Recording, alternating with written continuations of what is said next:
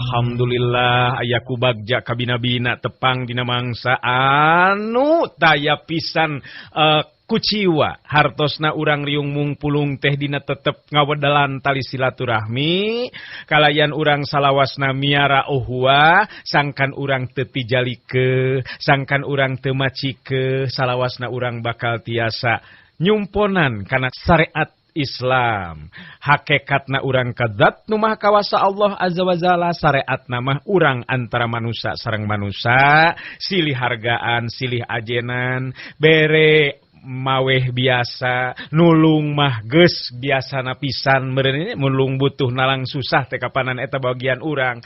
Nah nu mawi dina sonten dina enjing dina siang urang salawasna munajat ka zat nu maha kawasa sangkan urang salawasna aya dina pangjaring pangriksa mantena. Mangga ayeuna nu wakepoh waktosna midangkeun carita nu katunda kamari neraskeun Sirawing Kiwari. Sirawing Kiwari garapan wakepoh Kiwari. Der, rawing urang teraskeun deui kumaha ieu, Prung? Ciraswati nu tos luhung ku ilmu tetep dengan masih kene seueur gogoda sareng bahaya.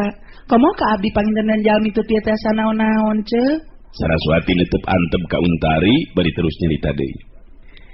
Ilmu bela diri memang teu bisa jadi jaminan pikeun salametna hirup urang di Untari. Nu penting upama lampah dina jalan anu lempeng asa piraku urang make kudu cilaka kitu ari ceuk eceuk mah. Nanging emutan teh abdi sakawitna mah bet hoyong ngeuleuman ilmu bela diri ka Ceuk Saraswati. Ari margi karaos geuningan ku abdi ari teu tiasa naon-naon mangan ukur dihina sareng dikakaya ku jalma nu ngarasa gagah jeung leuwih kuat batan urang. Janten pamit teu kaabotan mah abdi teh gaduh maksa hoyong guguru ka Ceuk Saraswati.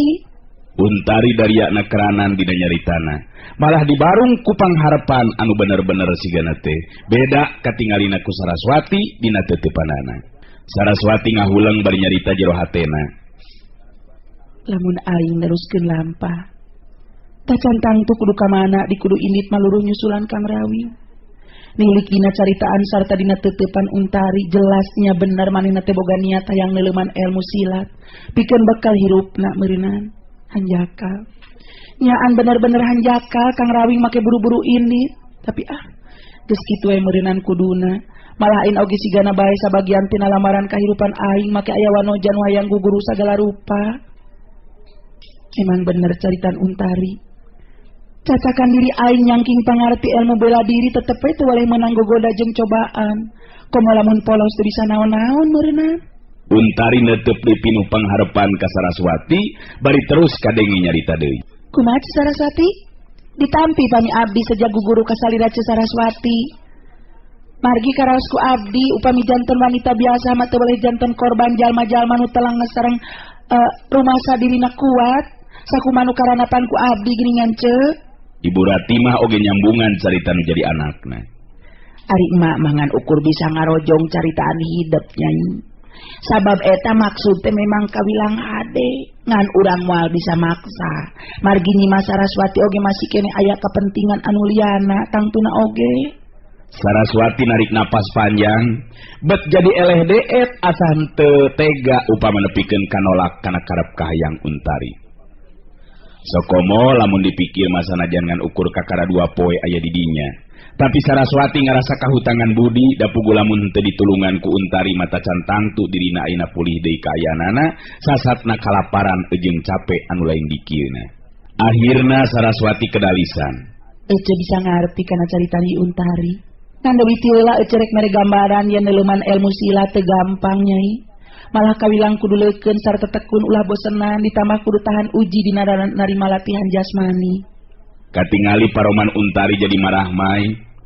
Ari sabab sanajan Saraswati tacan negrakeun lisan anu mangrupa kapastian bangsa nyanggupan kana pamaksudan Untari tapi lisan anu dikedalkeun deui geus mere gambaran yen Saraswati teu ngarasa kabeuratan. Janten Saraswati nampi diri abdi janten murid salira.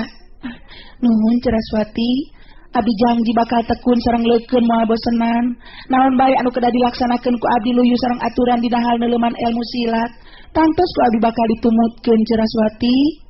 Nyaan gede pisan sumangetna Untari waktu harita.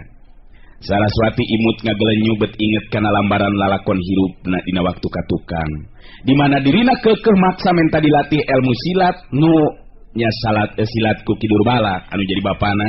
Saraswati terus cuma ditadeui. Ya lamun memang geus gembleng kitu mah tekadnya taya bayana. Ngan tangtu meureunnan ece teh bisa lila-lila aya di dieu. Ece rek mere bekal ilmu silat anu sakirana bisa dipake pikeun ngabela diri Untari. Nuhun Saraswati, abdi teh setiasa ngagamarkeun deui ieu rasa kabungah ku cara lisan. Anu jelas salira Saraswati tos tampi diri abdi janten murid. Abdi kalintang bingah sareng bagja ceuk. Urang mimitian latihan dina poe isukan Nyai. Ngan ece amanat sakali deui ka Untari. Upama geus nyangking ilmu silat ulah boga anggapan geus mahiku pangarti. Sababi antara jago aya deui nu leuwih jago. Ngan saeutik kedena lamun diri urang boga bekal ilmu bela diri, tangtu meureunan bisa ngabela diri dina mangsana kacangkir bangban. Malah upama memang kadada jeung kaduga taya salahna lamun mere pitulung ka sakur anu ngabutuhkeunana. Ibu Rati mah oge katingali paromanana Hegar Marahmai.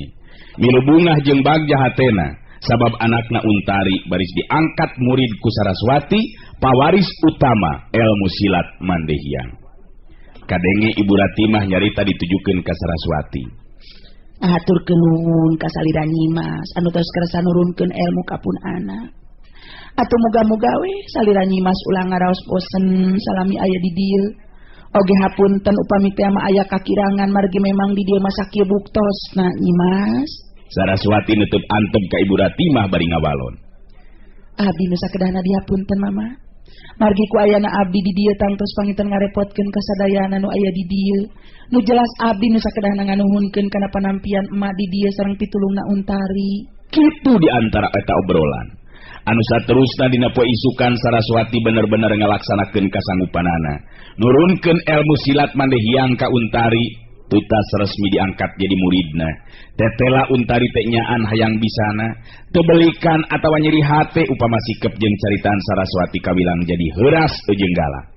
Malah tekun jeung leukeun nurutkeun kana sagala rupa parentah jeung bimbingan tinu jadi guruna. Saraswati oge jadi kahudang sumangetna pikeun bener-bener nurunkeun elmuna ka Untari anu tetela bener-bener daria dina narima naon rupa anu diajarkeun ku dirina. Waktu keur dina kayan leureuh Untari jeung Saraswati terus nante gunter ngarobrol. Katingali Untari ngesang capek sigana teh.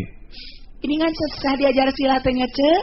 Ari ningali Saraswati mah bet sapertos anu gampang sareng harampang. Nari abdi kinten-kinten tiasa moal kitu sapertos Saraswati. Untari nanya ka Saraswati bangun anu cangcaya kana kamampuhan dirina dina neuleuman ilmu silat ti Saraswati. Ulah nyarita kitu Untari, urang kudu boga keyakinan yen Nyai bakal bisa neuleuman ieu ilmu. Sakabe jalma malah anu ayeuna pada nyarebut jago henteu jual bisa kitu wae, tapi ngaliwatan tahapan diajar atawa latihan. Sakamu paminingal Kang Rawing geura anu tetela ilmuna tos teu tiasa katurutkeun ku panetep biasa geuningan ceuk. Kacepetan gerakna mueuh mata kaget bagja panginten kanggo Saraswati mah kalungan caroge ka Kang Rawing nuluhung ku ilmuna ceuk. Memang ece ngarasa bagja Untari. Ngan eta kabagjaan teu bisa lana sabab gogoda jeung cocoba teu oleh daratan.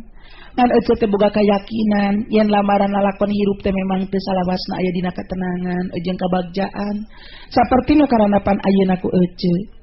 Yupi Kang Rawing, kapungkurna maksud abdi teh nuju jajakana nah memang tos jago sapertos ayeuna ceuk. Kang Rawing puncakna neuleuman ilmu matutas nyangking ilmu pamungkas Eyang Nur Alam. Anu memang Kang Rawing mah mangrupa pawaris utama eta ilmu. Ngan tetep we sanajan bari jeung kitu hate mah teu boleh salempang ece teh Untari. Sabab ku pangalangan waktu kamari mangsa dicangkalaku si jalur rampang. Beki ka Bandungan ye loba jago-jago anu luhung elmuna tur nyalahgunakeun pangartina. Anu patoja ieu jeung lampah salaki ece. Anu tangtu pamatepung teh bakal patelak nganu jiwa. Ieu nu jadi rasa kasalempangan pikeun ece teh. Saraswati bet jadi ngabayangkeun nu jadi salakina. Anu terus lumampah neangan laratan ngeunaan dirina jeung si keling anu jadi anakna. Anu geus tangtu bakal loba pangalaman anu kasorang sarta karandapan ku salakina. Saperti nu kungsi diguar ku Untari waktu salakina datang ka daerah Karangjago nepikeun ka patelakna jeung jalur rampang. Ngalangkang nembongan jirim si Rawing nu jadi salakina. Hiji lalaki nu mibanda pribadi mandiri anu dipika cinta lahir jeung batin ku dirina. Saraswati jadi nyambat ka si Rawing. Kang Rawing, Nah tuh lambaran lalakonan hirup urang teh beti oleh pinanggi wae jeung cocoba Kang. Padahal lamun abi terang Kang Rawing teh kakarang jago, tangtu meureun urang teh bakal patepung. Anu saterusna urang bisa lumampah bebarengan, geus saneangan laratan menjadi anak, saperti dina waktu-waktu katukang urang teh oleh bebarengan. Saraswati bet jadi kahudang sawanganana, nyoreang lampah katukang lampah nukung si kasorang, aina bet bruh breh narembongan. Kunaon gini sapertos anu ngalamun Saraswati, nuju ngemutan saha sih Cek? Untari kedah dilisan meraikeun lamunan Saraswati. Cece bet inget kana jadi salaki Nyai. Sabab kawilang rada berat oge lalampah nu kasorang ayeuna mah. Beda jeung lampah katukang nu kungsi kasorang, upama aya naon-naon teh weleh atawa teu weleh we diungkulan babarengan. Ieu nu jadi prihatin pikeun diri Ece bari ayeuna ge tacan karuhan deui. Nah nu jadi anak Ece teh salamet aya di kieuna atawa kumaha? Sanajan Saraswati atawa sanajan Ece nya nu kasebut Saraswati pamajikanana, tapi keukeu Ece teh salempang hariwang mah teu weleh aya. Saraswati lain wanita biasa dina harti nyangking ilmu silat mandehiang, tapi tetep be inget kana kaprihatinan hate mah bet jadi riuk semua alum paromanana. Kadenge Untari nyarita deui. Dige ngiring prihatin Cek kana kaayaan Saraswati ayeuna. Nanging abdi ngiring ngadoakeun Cek, muga we dina waktos anu moal alami deui Saraswati tiasa riumung pulung di sareng kulawargi, kalayan dina kaayaan pada salamet Cek. Saraswati gancang meper di geteran kaprihatin hatena. Inget ka Dewi Panganting nu jadi guruna, ras inget kalampahna sorangan mangsa neuleman ilmu mandehiang ka Dewi Panganting. Lambaran lalakon hirup Dewi Panganting kurang kumaha nyeri perihna. Tapi dina mangsa ngajarkeun ilmu teu nimbongkeun maneh boga kasedih. Untari, geus teu kudu ngobrolkeun di lalakon anu geus kasorang, anu penting Ece miharep sangka Nyai bener-bener tekun. Ejeng soson-soson dina neuleman ilmu silat mandehiang. Bet kakara ayeuna Ece mah make ngangkat murid segala rupa. Punten atuh Saraswati upami abi nemetos tumaros ngeunaan Kang Rawing, kalian lancang naroskeun sagala rupina nu patali sareng kulawargi salira Ece. Teu naon Untari, tanarimakeun kana kanyataan nu lumaku sarta karanapan. Yuk urang teruskeun deui itu latihan teh Nyai. Untari jeung Saraswati deui itu latihan teh Nyai. Untari jeung Saraswati neruskeun latihanana, sajeroning kitu dina waktu marhatikeun Untari ngalatih jurusna tetep we ari ingetanana mah teu bisa dipaling. Saraswati nganteng pikiran kanu jadi salaki jeung anak nyata ka si Rawing jeung si Keling. Caturkeun nu keur jadi bahan pikiran Saraswati nyatana si Rawing, harita terus lumampah jeung si Banteng Bulung. Harita teh wancing jadi kasorenakeun si Rawing jeung si Banteng Bulung ngambah ka salah sahiji lembur. Di lebah sisi jalan pilemburan duanana leureuh dariuk dina luhur jukut garing. Wah, lembur leon ieu nya ka ngawing-ngawing. Nya gedeng deui ngamun ngan teu salah burit Kang. Murang nang tunang oge meronan meuting ka ngawing-ngawing. Nyain teh salah. Memang sabenerna sakedeung ge peuting Teng. Nah lamun kaputingan di jalan kumaha kitu Teng? Ya ngamun ngurang ngamutingan di jalan mah meureunan ngurang mudu nyare di mana ka ngawing-ngawing. Nyari sare mah peureum atuh Teng. Naon hesena sare? Mending bingung ti ayeuna. Sabab dina lebah sare mah anu ditiangan teh peureumna Teng. Najan di kasuran nu empuk tapi lamun panon teu bisa peureum. Keur naon? Coba bae pikir ku Anteng. Tapi sabalikna sanajan dina luhur jukut paribasana lamun tibra.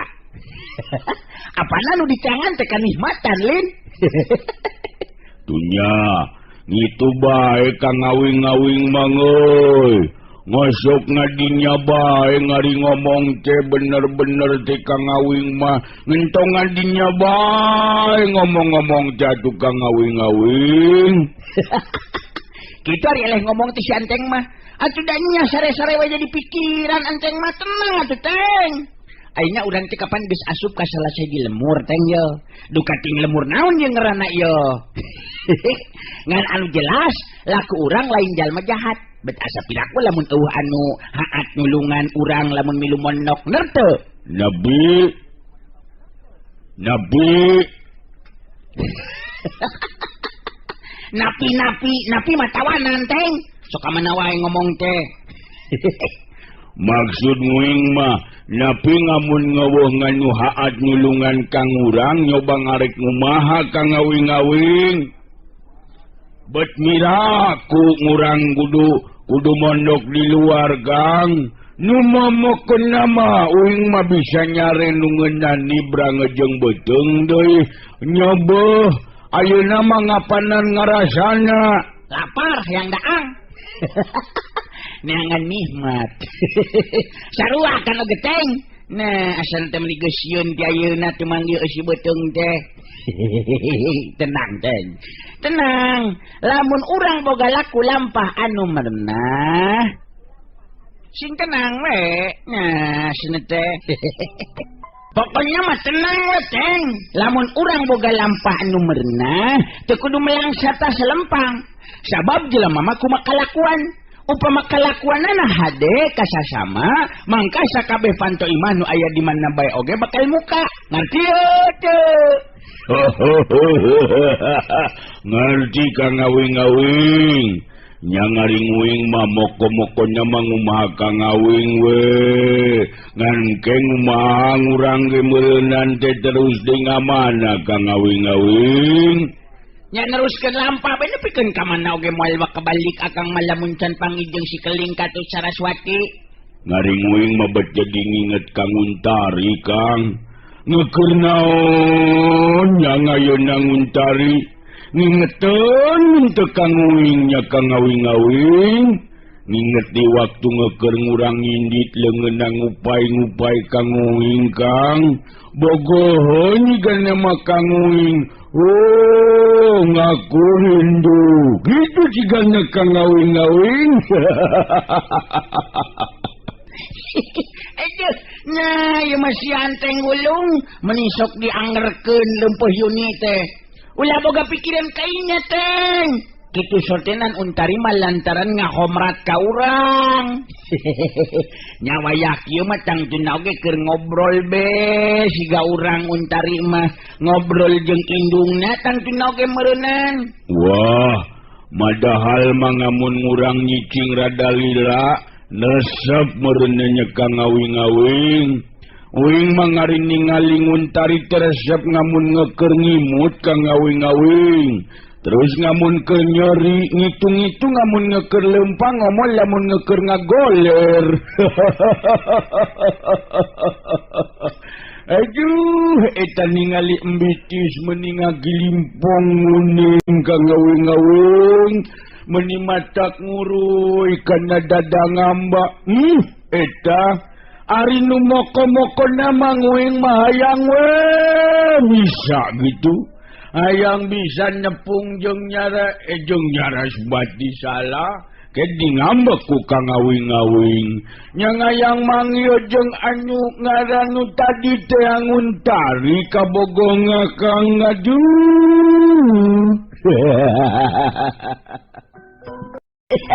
Aduh. Ayahna teh si Anteng nyaannya kasmaran sigan nama yeuh Nineng nya ka Untari. Malah geus Ateng tong inget-inget bae Untari euy, akang jadi kumejot hayang balik deui yeuh. Aduh, ngamun itu mah ngate Kang ngawing oge nyarua meureunnannya. Ngembung eleh Kang ngawing mah euy. Kang ngawing-ngawing ngembung eleh euy. Aingnya.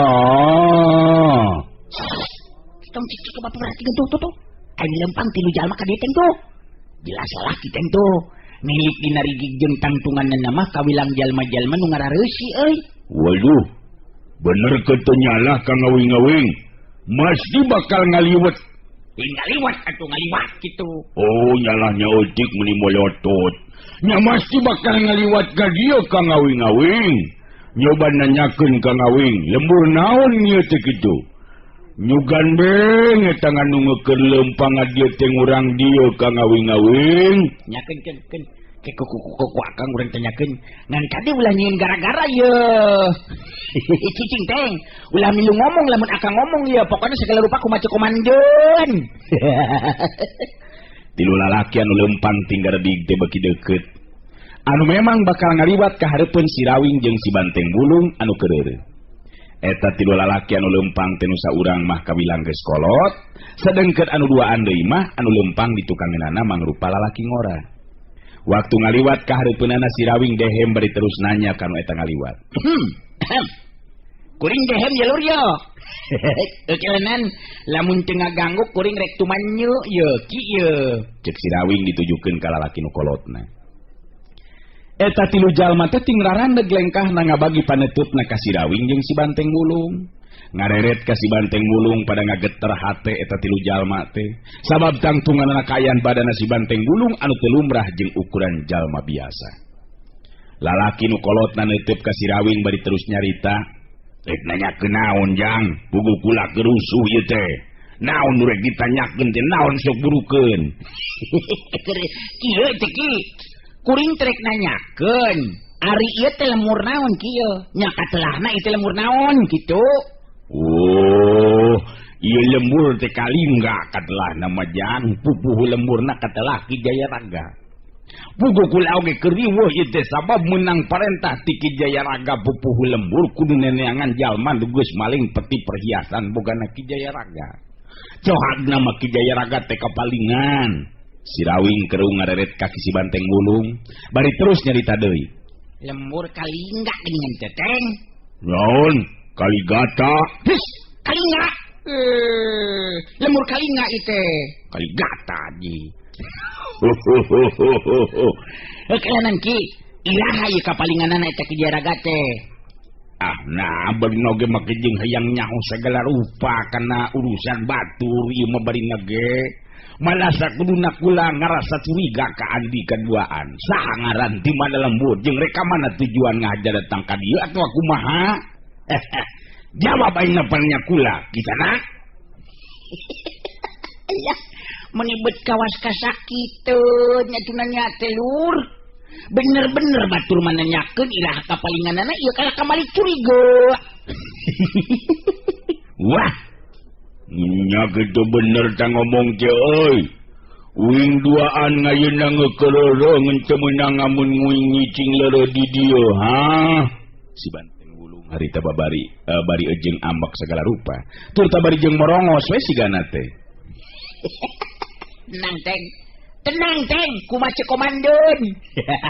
Tong wa kamorongos teng, ulah babarian ambak teng. Kumaha ki? Tadi teh nanyakeun ngaran kuringnya. Ari rek dibejakeun teh bisi kaget ki euy.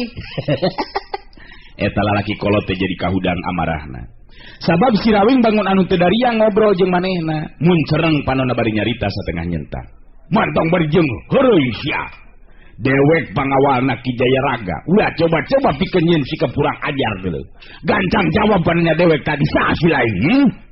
Salah saurang lalaki ngora nu aya di tukangan eta lalaki kolot bari terus nyarita. Bari da oge dilayanan teh atuh caritaan ieu dua jalma teh kinyo. Geus lah, tinggalkeun we. Atel bibir bari oge naon asana teh. Ki Inju harita murelang panonna kadua baturna. Terus nyarita deui bari neuteub seukeut ka si Rawing. Coba gancang jawabannya dewek sia tadi. Saha si lain duaan naon maksud jeung tujuan pangnaina di dieu. Terus terang kayan di lembur keur genting lantaran Ki Jayaraga kapalingan. Ngarti? Si Rawing harita tetep tenang sikepna, masih keneh diuk dina luhur jukut garing. Aduh, nya cek akang oge kieu teh ye. Ari ka jalma anu sabar jeung soleh mah. Urang nanya nu bener-bener jeung sopan kalah ka dicurigai. Kieu teh curiga ka kuring duaan, nyangka kuring maling atawa bangsut. Kejem nian kieu. Ki Inju tayuh nama jadi beak kasabaran. Harita si Rawing ditewak bajuna terus dijungjung ke nangtung, meh we si Banteng Bulung luncat. Tapi si Rawing mere tanda kuleungeuna sangkan si Banteng Bulung tetep tenang cicing. Ari Ki Inju mun cereng ka si Rawing magehan cekelan leungeuna kana baju si Rawing. Bari nyarita harita bangun anu gemes. Nu balik sia ngomong teh. Dewek teh sieun sapeda si lain boga batur anu tangtunganana siga buta, Coba gancang nyarita nu bener. Saha si lain sebenarnya, ha? Nah nyaman yang bener atuh kinyo, entong bari jeung ngajamret baju kieu yo. Ih, getek kitu. Ayo kah. Cilaka ngajengkang gerak ke bebengkang gerak ge. Beureum beungeut ki inju, asa diheureuikeun meureunnan ku sikep jeung caritaan si Rawing. Pereupna nu buleud harita mata maksud rek ditinggangkeun kana cukang irung si Rawing. Tapi ki inju teu nyahueun upama nu aya di hareupeunana teh si Rawing anu dipikagigis ku lawan. Si Rawing marengan kana gerakan pereup lawan meh di luar kamampuan lawan si Rawing ngalakukeun gerakan bener-bener matak aneh pikeun nu baturna ki inju. Sabab lain pereup ki inju anu keuna kana cukang irung si Rawing, tapi awak ki inju anu ngajengkang ka tukang langsung ngakejebut nang karak bengkang ngabebengkang luhur lemah. Gebrak cungkang, waduh, gebut korejat, konea ki inju hudang deui. Beki buncelik panona kaget anu lain dikieuna. Sabab jalma anu meh dipepeh cukang irungna bisa ngalakukeun gerakan aneh anu ngajadikeun dirina ngajengkang ngabebengkang. Nya cekuring oge kumaha kieu? Lamunanya balik jeung jumrat jamret temahna teh sok ngajengkang ngabebengkang. Lamun geus kitu kumaha lur? Nanyana nu bener atuh. Ngaran kuring si Rawing ki. Iya nu siga buta dulur kuring ngaranna si Banteng Gulung Arias Bargulu. Si Rawing nembongkeun sapasan leungeun jeung ceuli belah kencana.